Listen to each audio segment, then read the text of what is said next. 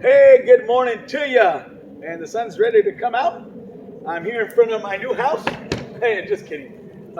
This is where they put all this. It's a storage shed. Anyways, let's read. I want to talk about here and there the next couple of weeks about scriptures that people take out of context. Psalm 37:4 I read before, but we'll read it again. Delight yourself in the Lord, and He will give you the desires of your heart. Some people use this short verse as a proof text to justify their desires for wealth, for health, for riches, worldly gain.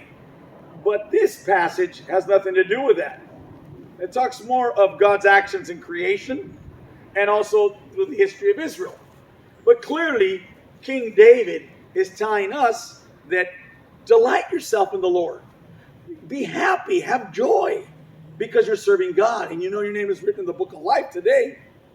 And so this first half is to be happy or direct your attention to God, because we know that He is forever with us and that we as Christians will find pleasure and joy in being God's children, because we're delighting ourselves. We're spending time in His Word, time with the Lord, and communication. And so we know that the world will change. That doesn't mean God changes or we need to change. And finally, the second part of this verse says, and He will give you the desires of your heart. This means the desires of your heart become His desires.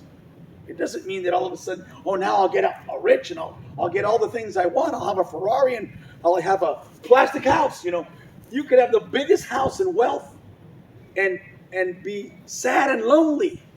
And you can live in this little plastic shed.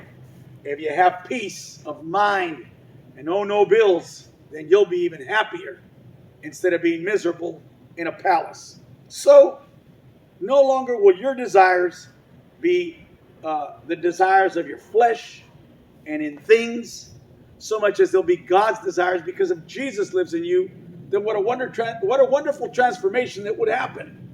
And you'll be worried about building a beautiful house in the next life and not in this one. But don't get me wrong.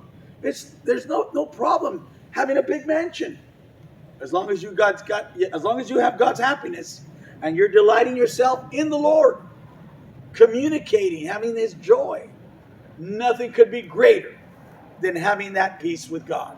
So you pray for me, I'll pray for you, Katrina Lou. That includes William, Ingrid, Wesley, Allie, my mom, brothers and sisters, the rest of you too.